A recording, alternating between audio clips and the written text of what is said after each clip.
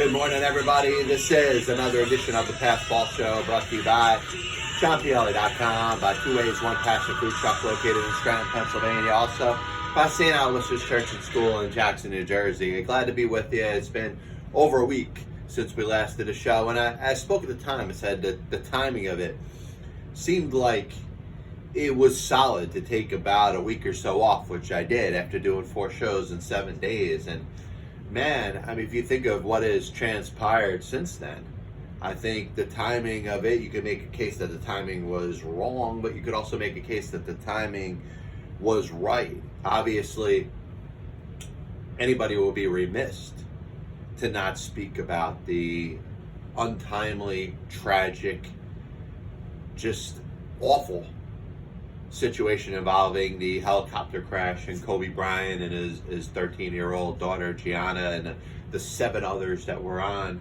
that helicopter. And I try to think of the best words that I could use to describe it, and there's really nothing that's witty that could be said. There's nothing that is better than what anybody else could say when you're describing something like that. It's just a sudden situation, and I think people, anybody that is around, that's listened, that is just familiar with the details of what happened, is going to remember where they were when they found out about the helicopter accident.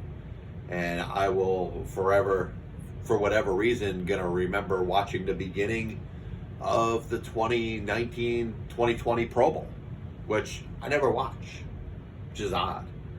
You know, being at my parents' house, yeah, we turn the game on. There's nothing really else that's going to be on, maybe a little basketball. So, you know, the beginning of the Pro Bowl, and you hear Joe Tessitore kind of not being able to get words out. Pretty similar to me now. Almost, you know, what are you talking about, 5 days later? And it is one of those things that you're going to remember where you were on the time or at the time that this tragic event happened. And obviously it makes you think of past situations that have happened involving star athletes. Roberto Clemente will forever be remembered for trying to bring supplies to his home country of Nicaragua after an earthquake, because he didn't believe that they would have been brought there if he just put them on a plane, that he wanted to physically bring them there himself. You know, he ends up perishing in a plane accident. Thurman Munson had a private plane and was looking forward to, you know, being able to use that private plane through the home city that he lived in Ohio. Ends up being involved in a terrible plane accident, one in which some people say he actually survived and then perished after the plane blew up and he couldn't escape the flames or the inhalation of the smoke. You know, you think of Buddy Holly, Otis Redding, and so many other instances that happened with planes.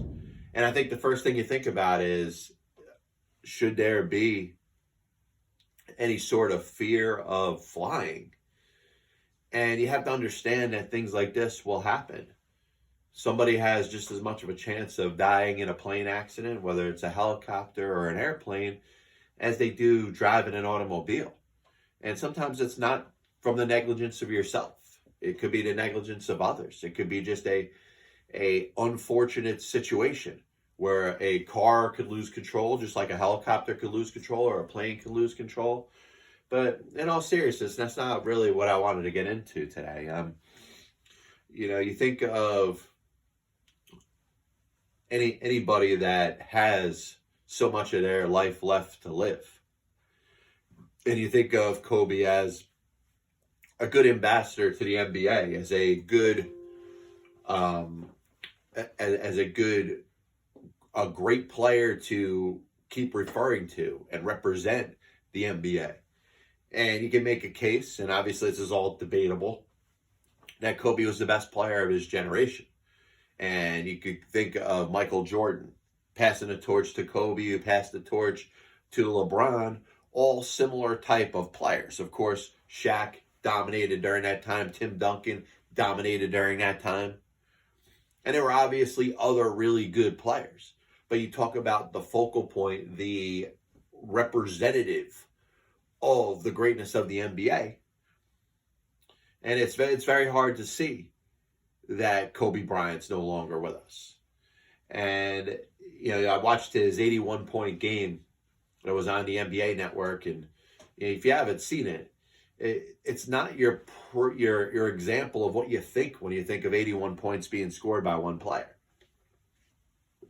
I think of 81 points being scored by Kobe Bryant, and I used to think of it in the same way that I thought of Wilt Chamberlain's 100-point game.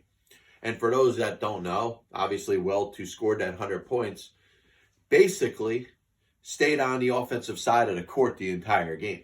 And may have, got off to a little bit of a good start, but once the points were piling up and once the possibility to get to 100 was possible, Wilt stopped playing defense. Wilt stayed on the other side of the court, expected the ball every time, used his power and his size to get to the basket and put the ball in, and also missed a lot of shots.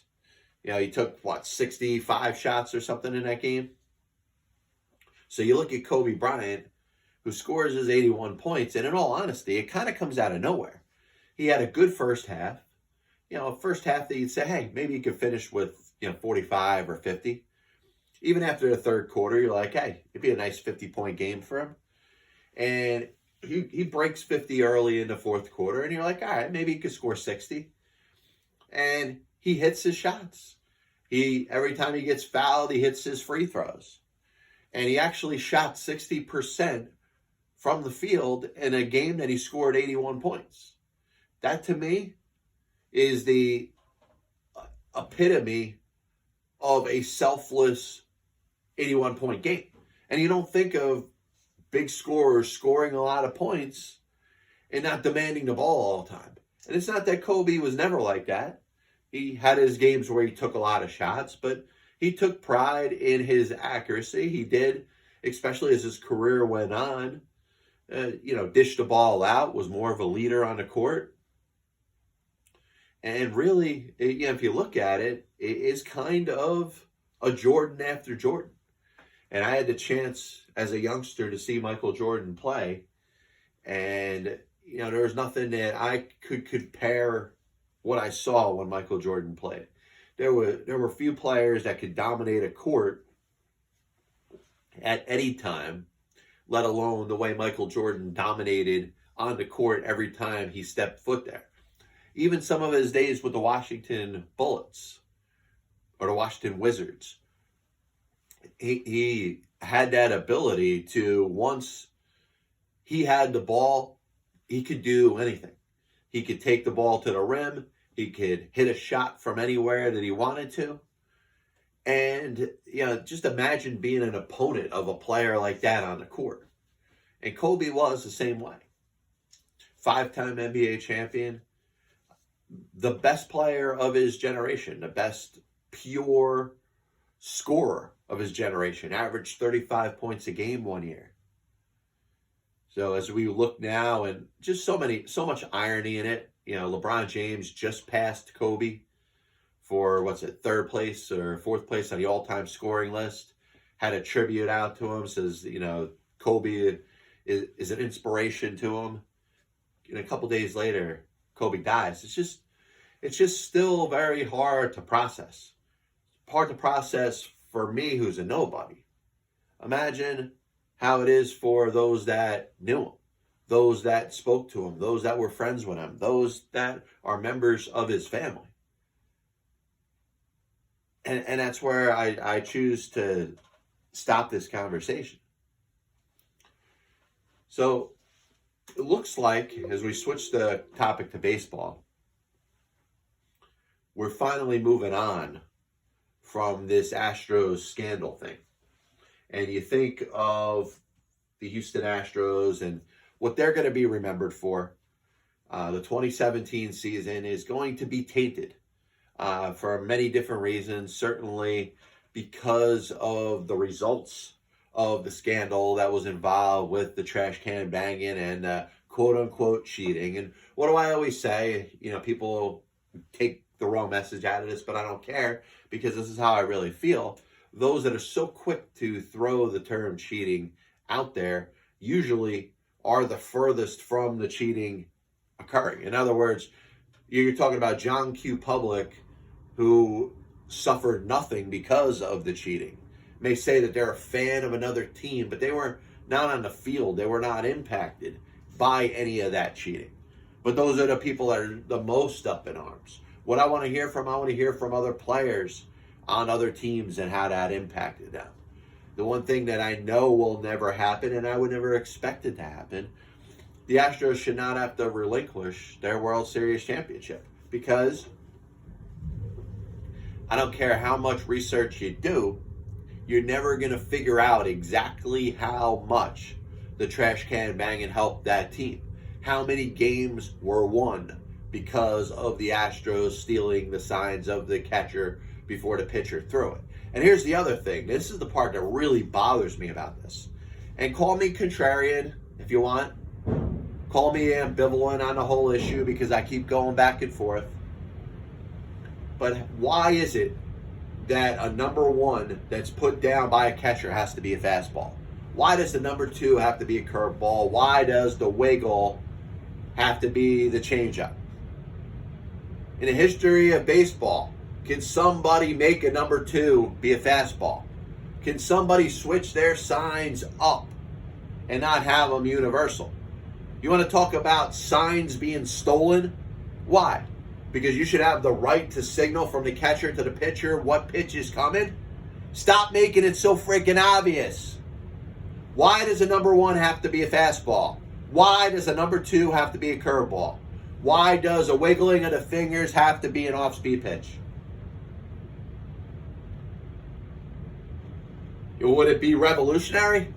Would it be something that we've never seen in the history of baseball before? If a catcher says, I'm going to put all 5 of my fingers down and that's going to be a signal for a fastball. I'm going to touch the left-hand part of my catching equipment on my leg and that's going to mean a fastball away. Whatever. Do something different. The problem is that we're trying to create a set of rules of the way the game exactly has to be played. And nobody varies from it. Nobody moves on to do anything different. If I had a sense that the Astros were stealing my signs, I would embarrass them. First of all, I would call for an off-speed pitch and I would buzz a guy right behind his back to get his attention. Number 2, I would screw with him. I would call for an off-speed pitch and I'd blow a fastball high and inside right past him. But baseball's gotten to a point where we're not, I don't understand. We talk about baseball being such a thinking man's game. The battle between the pitcher and the hitter. And you talk about the catcher in there because the catcher, needs to know what's coming from the pitcher. But I just think it's amazing when we talk about the intellect of Major League Baseball and how smart our sabermetricians are when they're throwing, random stats in your face. Which, by the way, I got to write this down because I want to make sure that I talk about this. I'm going to debunk your Johan Santana, Sandy Koufax comparison before the show ends. But the overuse of numbers and analytics, yet nobody will ever think of using a different sign when it comes to a pitch that's being thrown from a pitcher to a catcher. Tell me that as things were going on in 2017 and maybe even later in 2018, that nobody ever got a sense that something was up. And you got the video with Danny Farquhar of the Chicago White Sox, knowing that something isn't right. And then you have other instances where there's obvious that the opponent is realizing that there's something going on. Number one, why didn't the opposing team take it in their own hands? Because if I'm playing the Astros and I'm getting a sense that they're stealing our signs, I'm going to want to buzz one up and in on somebody. I may want to drill Jose Altuve or Alex Bregman in the back. So once again, I think that's weak for the opposition to not do that. And to just screw around with your own signs. I don't know why other teams didn't do that. Why don't you have a different game plan of how you're going to execute your signs? There should be 30 teams in baseball. There should be 30 teams that should talk about different sequences and how they're putting their signs or delivering their signs from the catcher to the pitcher. And it shouldn't be universal. I think it's the silliest thing I've ever seen. I think the fact that nobody in baseball has decided to differentiate from this has led and enabled the problems that we've seen over the last couple of years. And whether the cheating is just with the Houston Astros, I don't believe it is. Whether it involved the 2018 Boston Red Sox, which we don't know yet, and there's suspicion. With suspicion, there's city councils in Los Angeles that are trying to take away the Red Sox World Series championship when there's not even any proof that they did anything wrong. But if it turns out it existed in Boston, and maybe it existed in other different regions and other different teams and other different times. You know about the Bobby Thompson home run in 1951 from Ralph Branca that he knew was coming. It's happened in baseball. We know gamesmanship goes back to the inception of baseball, but also cheating in baseball goes back to its inception. And you know about my points that I've made about baseball not being the lovey-dovey game that we make it out to be. It's borderline criminal, or was borderline criminal from its inception in the 1800s. The gamblers owned the game. The gamblers controlled the results of the game, really up through the 1919 Black Sox. There were other World Series that were thrown. They just kept their footprints so covered that it's not going to be unearthed. I'm waiting to hear the investigation about the 1914 World Series. The miracle Boston Braves. The odds for the Boston Braves to beat Connie Mack's Philadelphia Athletics had to be tremendous. And the Braves pulled off that upset in 4 games. You know that the Philadelphia Athletics players were not happy with Connie Mack. After that team, Mack dismantled that team. He moved all those players out. Just 2 years later, the Philadelphia Athletics had one of the worst seasons in Major League Baseball history. Mack may have been known as a good guy, but he was the prime example of a Major League Baseball owner at that time. You tell me that there was no other games that weren't on a level? You tell me that there was no other World Series that wasn't on a level than the 1919 Black Sox? We're talking about the sanctity of Major League Baseball. We're talking about the pure game. Come on. So we talk about cheating and we make like our game is being ruined by this. Cheating has existed forever. There's all different levels of cheating. There's players that use steroids that are in baseball's Hall of Fame. But, let's not talk about the Hall of Fame today. So sticking to baseball, Kris Bryant lost his hearing, his trial, his grievance that he filed on behalf, or the Major League Baseball Players Association on Bryant's behalf. And it had to do with the manipulation of his service time. And the fact that Kris Bryant, who led Major League Baseball in home runs in spring training in 2015, was sent down to the minors for exactly 8 games, just in time for the Cubs to gain an extra year of service time. Of course, 2015, he goes out there, he plays in 151 games, he wins the National League Rookie of the Year, and is one of the reasons that the Chicago Cubs make it back to the postseason, where they got to the NLCS and lost to the New York Mets in the playoffs. So because of that, the Cubs will have an extra year of control of Kris Bryant. So 2 years instead of 1 year. Bryant will not be a free agent after the 2020 season. It'll be after the 2021 season. So, there's ramifications with that. If the Cubs want to trade him, they probably have a better chance of getting a better return because the team that would be acquiring him would get an extra year. Now, on the surface, we talk about cheating. Is that fair? Is that fair for a team to use the rules, which they're not breaking any rules, the Chicago Cubs and Theo Epstein and Jed Hoyer and the Cubs hierarchy and the ownership? You took advantage of a rule that if Kris Bryant was not on the opening day roster or on a team's roster by a certain day, they get an extra year of service time. If you were a president or a general manager of a Major League Baseball team and you had the opportunity to do that, odds are you would have done that because that's the best business decision. Now, Major League Baseball obviously has a lot of different things that they have to address.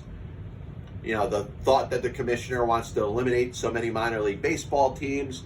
You got the issue with minor league baseball players not being able to make a living. You got the free agency problem where teams, are they colluding? Are they not colluding with each other? Trying to control free agency as the owners are always trying to keep the price down and the players always asking for a bigger part of the pot. We know we're heading towards a little bit of a scuffle as we get set for the next collective bargaining agreement. But you think of the manipulation of service time, and I would think that you should set that date back if you wanted to do the very least. Don't make it to where you hold a guy back for 8 days and you gain an extra year of service time. If you're going to hold him back, make it a month, make it 2 months. Set the date to be something like July 1st. And if a team really wants that extra year, then they could sit that good player that belongs in the major leagues in the minor leagues for April, for May, and for June, for half of the season. And then the Cubs would have thought about it. Hey, is that half a season in the minors worth that extra year of service time? And at least it sets up something to where there is a give and take. If you want that extra year of service time, then you penalize that player by leaving him in the minor leagues for 3 months. Doesn't make it right, but it at least sets some sort of precedent for a rule that, shouldn't exist in the first place, but does. And if the rule has to exist, there's some sort of criteria. You sit the player out in the minor leagues until July 1st. Not April 8th, not April 9th. If a player doesn't play in the major leagues by July 1st, then he should get that. The team should get that extra year of service time. If not, if he's there June 30th, June 29th, June 28th, then he's a free agent after, 5 years. Now, I did want to bring this up, and it's funny. It came to me as I was talking before, but I was reading on Twitter. Sometimes you use analytical stats in baseball, and they don't necessarily tell the whole story. And I saw a comparison to the great Sandy Koufax, obviously a tremendous career, but in a short sample size, and that of one of my favorite pitchers and one of my daughter's favorite pitchers, Johan Santana of the Twins, and of course the last part of his career with the New York Mets. And Johan Santana, there's no question about it, a very good pitcher. In fact, probably a borderline Hall of Fame candidate. Maybe somebody that hasn't gotten enough respect. Maybe his numbers will be analyzed a little bit better within a sabermetric community and could get up on the Veterans Committee ballot over, the next decade or so. All in all, I don't have an issue with Johan Santana being in a Hall of Fame. I think he had a very good career. It was short, but was, for a good 5-6 years, the best pitcher in baseball, or one of the best pitchers in baseball. But to say he was Sandy Koufax, I don't care what ERA plus says. I don't care what WAR says. Johan Santana was not Sandy Koufax. And I'm not going to use the boomer stat of wins to back my argument. But I'm talking about the amount of times that you go out there and you pitch. And during those times, how much do you pitch? Johan Santana, at some points of his career, was a 6-inning pitcher. Now, part of it was the way the game of baseball changed into the early part of 2000s from the 1960s. When Sandy Koufax grabbed the ball, he was expected to go 9. Sandy Koufax, a bad season, resulted in about 265 innings. He would throw 20-plus complete games a season. Over 3 times in his career, he threw 300 or more innings. So those peripheral stats that we're looking at, ERA plus, WAR, are over a longer period of innings pitched. And the fact that Sandy Koufax pitched a lot more innings, not just total, not just 40 starts a season, but the fact that he went 8, 9 innings every single time that he took the mound, just about, proves that what he did was more dominant and more successful than that of what Johan Santana did.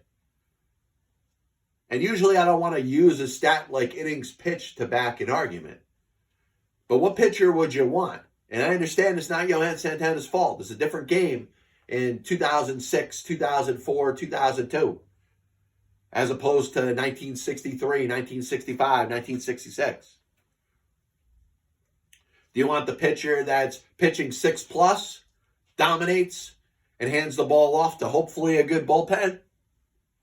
Or do you want the guy that's going to go 9 every single time he takes the hill? The guy that's going to not make 30 starts or 32 starts a season, that's going to make 40, 41 starts a season. And oh yeah, how many games did he pitch in a World Series each one of those years? So please, I understand that we want to look at the now and we want to compare the now to the past, which I love. There's no more loving historian when it comes to baseball than myself, John Pielli. But come on, Sandy Koufax was much better than Johan Santana. What he did with his ERA plus and his WAR, he did it over a longer period of time, even though it was the same amount of years. He did it with more innings per start. He did it with more starts per year. It accomplished those same stats. So you want to extrapolate what Johan Santana did to have the similar ERA plus and a similar wins above replacement. I'd have him go out there and throw those other innings and see how they turn out. He was not Sandy Koufax. So last thing I wanted to get into today, and we've had a pretty good show. We've talked a little bit about Kobe Bryant.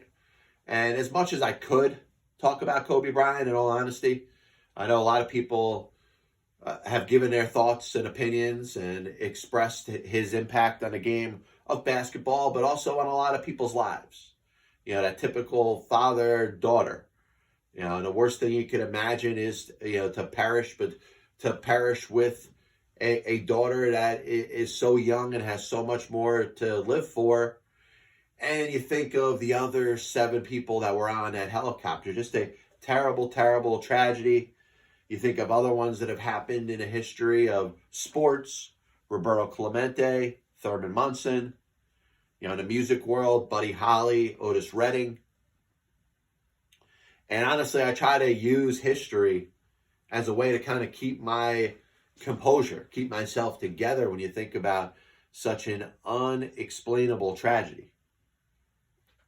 Spoke a little bit about the Astros and the cheating scandal, maybe finally moving on from it, or baseball, and the Astros look like they're finally moving on. Dusty Baker's the manager there. I incorrectly tweeted that Dusty Baker was managing his 6th major league team, which This is the kind of things that happen when you actually rely on your own research as opposed to Google. And by the way, I don't care what generation you are. If you're using Google for all your information, I feel bad for you. Actually go out there and try to research some stats or some things on your own. And I'll take that mistake every once in a while over having the answer handed to me. But my main point about the Astros scandal, cheating in baseball has existed since its inception. But most importantly, you think of the simple signs that a catcher gives to a pitcher and how they could be manipulated. And the fact that a catcher still, for all 30 Major League Baseball teams and for any minor league team and for any competitive baseball team, the catcher always puts down a number one for a fastball. Why is that got to be universal? Why will that never be changed? Why don't teams go through a different sequence of signs? Or why don't teams actually use a different combination of signs, or a circle, or 2 fingers, or 3 fingers for a fastball? Do something different. You're bitching that all your signs are getting stolen, yet you're doing nothing to change that. Kris Bryant and the grievance. I really think Major League Baseball should look into the manipulation of service time. Obviously, a lot of things that are going on and discussed or will be discussed during the next collective bargaining agreement. One of them has to be or should be how teams should not be able to manipulate service time. Maybe you push back the date. You make a player have to sit in the minor leagues for half a season if a team really wants to get that extra year of team control. I debunked the Johan Santana was better or as good as Sandy Koufax. So if you want to listen back to that.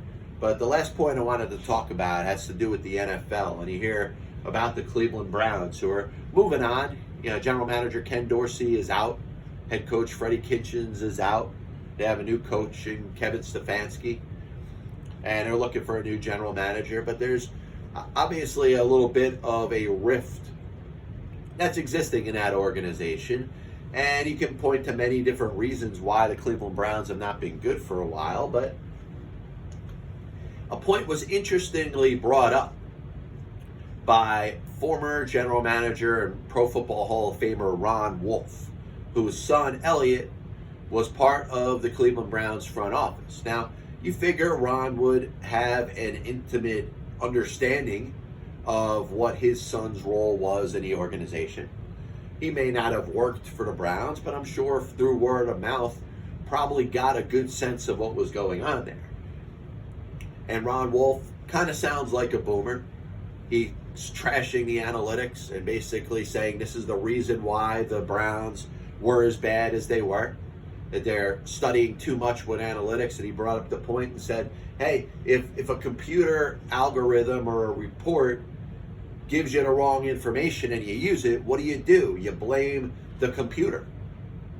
There's lack of accountability. And I do believe that. You're relying too much on analytics in certain areas and not enough on a human management of that element, then yes, it kind of makes it a foolproof situation or a no-lose situation if you're trying to evaluate what's right and what's wrong. And is that, or was that actually what was going on in Cleveland? You can make a case. I mean, the team was 1-31. Is Paul DePodesta throwing analytics down the throat of, Haslam, the owner of the Cleveland Browns? I don't know. But you're looking at the talent that's on that roster right now and the fact that they underachieved this past season. There's a lot more that should be expected from the Cleveland Browns, and unfortunately, it didn't happen. So do you blame analytics up to a certain point? Because you don't see too many NFL teams that are extremely embracing analytics. Or has anybody gone full simple jack and invested their entire operation on analytics in pro football? So an element that I have to go out here goes back to lousy reporting, which we know is only getting worse by the day. I told you, years ago, we hit a point where we're not able to get our news the same way that we got it in the past. We used to want to know with our news, what are the facts? What are the meat and potatoes of what is going on? All right, there's a trial going on. Here's the prosecutor. Here's the defense attorney. Here's the judge. Here's the plaintiff. Here's the defendant. The simple facts of what is going on. Now, we take what we used to call that opinion column, page 12 or page 16 in the old school newspaper, where that person would draw their political cartoons, or that person would go and say, hey, you know what? Based off of the news of today, here's how I feel. Now we feel from a reporting standpoint that it's very important to invoke our opinion in a news story. And it's a shame, because think about it, talk shows like this are centered around opinions. But you understand the difference between a talk show and a newscast. A newscast is supposed to report facts, not opinions of facts. So I digress, because the story, according to CBS Sports, was put together by a reporter by the name of Gabriel Fernandez, who I promise I will never read anything that Gabriel Fernandez puts out there again.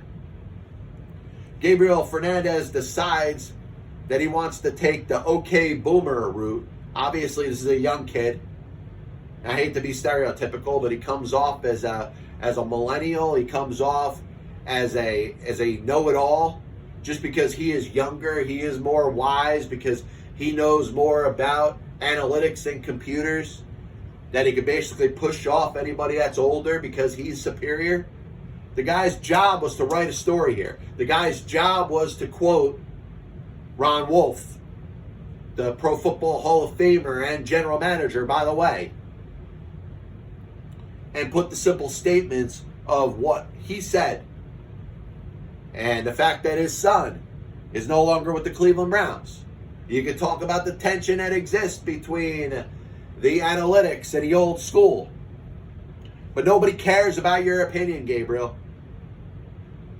And the sad thing about it is, if outlets like CBS Sports will continue to accept lousy stories, and listen, maybe this is one bad story by a good writer. And if Gabriel Fernandez, showed his absolute worst piece of work with his most recent article, then I'll stand corrected if I see him write anything better. But if this is a sign of what he is capable of and his integrity as a journalist, I'm sorry, dude. Do a better job. Nobody wants your opinion about a news story. And a message out to anybody that's reporting the news. Nobody wants your opinion about the news. They want to know the facts. This is the Fastball Show, brought to you by Two Ways, One Passion Food Truck, located in Scranton, Pennsylvania, by St. Aloysius Church and School in Jackson, New Jersey. We'll be back with you Saturday. We'll do a nice Super Bowl preview show. And obviously lots of stuff going on in the world of baseball, sports, and unifying America. So hopefully you enjoy the rest of your Thursday, your Friday, and like I said, Saturday morning, we'll be back with you talking about Super Bowl LIV 54 in Miami between the Kansas City Chiefs and the San Francisco 49ers. God bless you, and as always, I'll see you on the other side.